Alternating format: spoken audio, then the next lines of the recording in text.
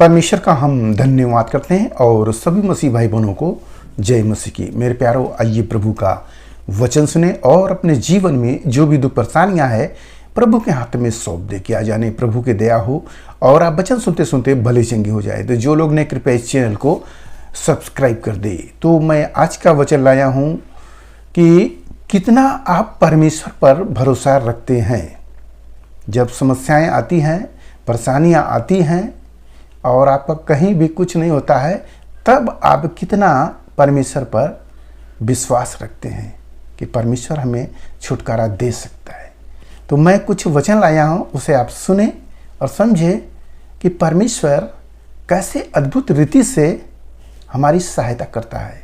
Hallelujah. तो यहाँ पर कहानी यह है कि इस्राएल में एक शत्रु आ गया है और वो ललकार रहा है, यहाँ तक कि उसके सामने कोई टिक नहीं पा रहा है। राजा भी डर रहा है और प्रजा भी डर रही है, सैनिक भी डर रहे हैं। कोई उसे लड़ने को तैयार नहीं, क्योंकि उसकी लंबाई लगभग 8 फुट के आसपास और बहुत मोटा तगड़ा। वो दहाड़ रहा है कि जो मुझसे लड़कर जीत लेगा मैं मान लूँगा, अकेले ही उसको आप हरा देंगे तो वो मान लेगा अपनी हार। यदि वो जीतेगा तो सबसे वो गुलामी कराएगा, ऐसा वो बोल रहा है और परमेश्वर को भी ललकार रहा थी। यह बात सुनकर दाऊद को बहुत अजीब लगता है, तो वो लड़ाई करने के लिए उससे जाते हैं। तो घर के लोग भी उससे मना करते हैं, मत जाओ, नहीं मारे जाओगे, परंतु वो परमेश्वर का नाम लेकर वो चलता है। तब जब आता है तो गोलियत देखता है तो ये अपने पास कुछ भी नहीं ले गया है लड़ने के लिए। जिसे होता है ना कि तलवार, भाला, सांग सब कुछ, या अपने सुरक्षा कवच कुछ भी नहीं, केवल ये अपना गोफन लिया और झूले लिया और लाठी लिया और चल दिया। तो जब देख रहा है तो कह रहा है वो गोलियत कि क्या मैं कुत्ता हूँ जो मारने के लिए आ रहे हो?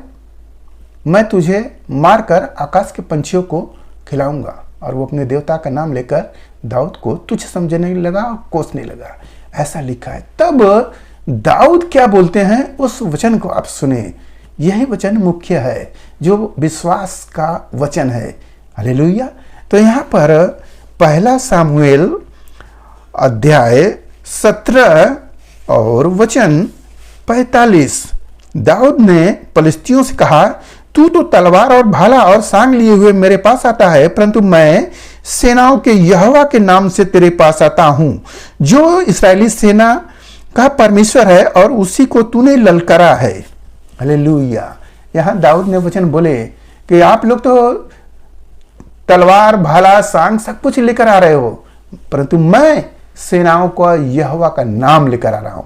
मेरे प्यारों, परमेश्वर का नाम लेना ही मेरे लिए बहुत बड़ी है। देखते हैं हम मसीही लोग कहीं भी जाते हैं, यीशु मसीह के नाम से प्रार्थना करते हैं और जाते हैं और जय पाते हैं। दाऊद को यह विश्वास था कि मैं यह लड़ाई मैं नहीं लड़ रहा हूं, यह लड़ाई परमेश्वर की है, क्योंकि जिसने मुझे चुना है वही मुझे जय दिलाएगा। अगर आप देखेंगे व्यवस्था विवरण में तो वहां पर भी यह लिखा गया है 3:22 में, उनसे न डरना, क्योंकि जो तुम्हारी ओर से लड़ने वाला है वह तुम्हारा परमेश्वर यहोवा है। हालेलुया। मेरे प्यारों, हमारी ओर से लड़ने वाला परमेश्वर यहोवा होता है। वो लड़ता है और जब वो लड़ता है तो जय दिलाता है। हम सब सोचते हैं कि हम इस लड़ाई को जीत जाएंगे। जैसे इस्राएली लोग लड़ रहे थे, बिना परमेश्वर से पूछे और चले गए कि हम जीत जाएंगे, क्योंकि ये लड़ाई तो हम ही लड़ रहे हैं। जब वहाँ जाते हैं तो शत्रु जयवंत होता है और मार के मुआ देता है। बहुत से लोग को आते हैं तो रोने लगते हैं। तब यहोशू कहता है कि यह लड़ाई तुम सोचते अपने बल से, अपने शक्ति से, अपने तीर से, भाला से या घोड़े से जीता हूँ, नहीं, यह तो लड़ाई सेनाओं का यहोवा का है। वो लड़ने जाता है हमारे संग, तब हम जीत को पाते हैं।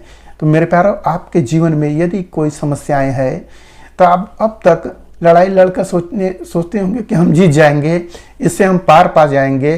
तो लड़ाई आपके घर में ही है। आपके लड़के आपके विरोध में है, आपकी सास आपके विरोध में है, आपके ससुर आपके विरोध में है, पति विरोध में है, पत्नी विरोध में है।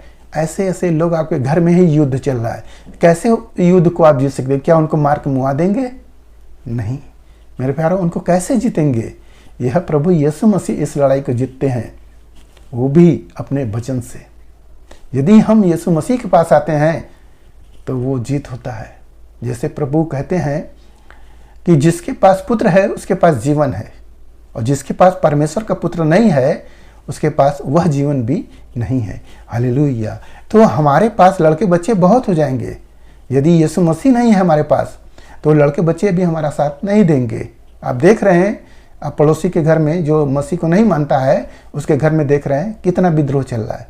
तो जब हम यीशु मसीह को मानते हैं तो यीशु मसीह क्या करता है, उन बच्चों को भी एक कर देता है, और वो भी पिता की आज्ञाकारी बच्चे होते हैं। तो हमारे जीवन में वो प्रभु का होना जरूरी है। देखेंगे कितने मसीही लोग गवाही बताते हैं कि कितने मसीही लोग प्रभु में आए और प्रभु ने उन्हें छुटकारा दिया। जो शैतान उनका वजह सुखाई में लूट रहा था, सारा पैसा दवा में जा रहा था, सब कुछ उनका नुकसान हो रहा था, आज यीशु मसीह में आने से उनको जय प्राप्त हुआ। तो ये लड़ाई हम सब जो युद्ध चल रहा है ये हम नहीं जीत सकते हैं बिना प्रभु यीशु मसीह के।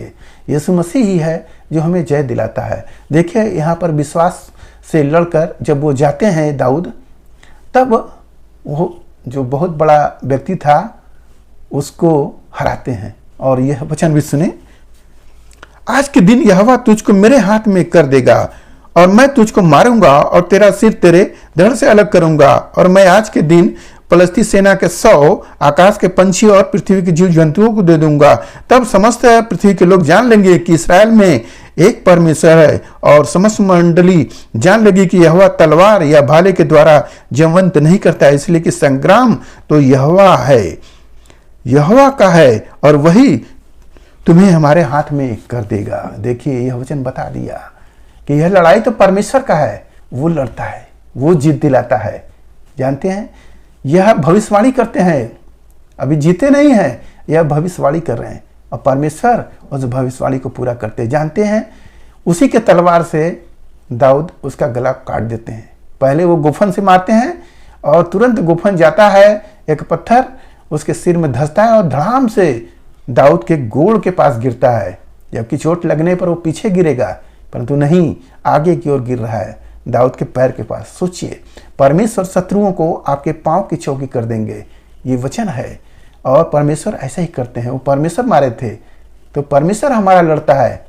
दाऊद को शक्ति नहीं था, मगर परमेश्वर लड़ाई लड़कर जीते और उसका गला काटते हैं। जैसा भविष्यवाणी किए हैं वैसा ही वो होता है, और सारे फिलिस्तीन मारे जाते हैं और सब का 100 पंछी खा जाते हैं। तो इस प्रकार से हमें विश्वास होना चाहिए, जैसे दाऊद ने परमेश्वर पर भरोसा रखा और उसने जय प्राप्त किया। यदि हम भी अपने जीवन में अगर निराशा हताशा है तो हम सोचते हैं कि हम जीत रहे हैं, हम जीत रहे हैं, हम लड़ रहे हैं, हम कर रहे हैं, हम पा रहे हैं, तो ये आपका सोचना है। जब तक प्रभु यीशु मसीह आपके जीवन में नहीं होंगे आप लड़ाई नहीं जीत सकते हो। यह लड़ाई लिखा गया है कि यह लड़ाई जो तलवार से, भाला से, सांग से नहीं है, यह लड़ाई जो आकाश में बिचरने वाली शक्तियां हैं उनसे है, जो लहू मांस से नहीं है। तो अंधकार की शक्तियों से कैसे आप लड़ेंगे? तो प्रभु का वचन ही है जो हमें जयवंत करता है। जब वचन हम बोलते हैं तब सारे लोग शांत हो जाते हैं। तो मेरे प्यारों, प्रभु यीशु मसीह का होना बहुत जरूरी है। तो आज के इस वचन से आपको विश्वास हो जाना चाहिए कि प्रभु को अगर हम अपना रहे हैं और प्रभु के वचन के अनुसार चल रहे हैं तो यह लड़ाई जीतेंगे, और नहीं तो हम अगर अब तक दौड़ने वाले ठहरेंगे, जीत नहीं हो सकता है। तो प्रभु को लेना बहुत जरूरी है। कहीं भी जाएं, प्रभु यीशु मसीह के नाम का स्मरण कर कर ही तब जाएं। देखिए, वह यात्रा सफल होगा, वो कार्य सफल होगा, सब कुछ में आप जय प्राप्त करोगे। तो मेरे प्यारों, आज के इस वचन से जो कुछ मिला उस पर ध्यान करें। प्रभु आपको आशीष देंगे। आइए आपके लिए हम प्रार्थना करें। मान परमेश्वर, हम आपका धन्यवाद करते हैं इस मिश्रा याद के दिन प्रभु जो ये वचन मिला, जितने सुने प्रभु ने आशीष मिले, उनके घर परिवार में सुख शांति बने रहे, सभी लोग भले चंगे रहे। धन्यवाद करते हुए प्रार्थना यीशु मसीह के नाम में, आमीन।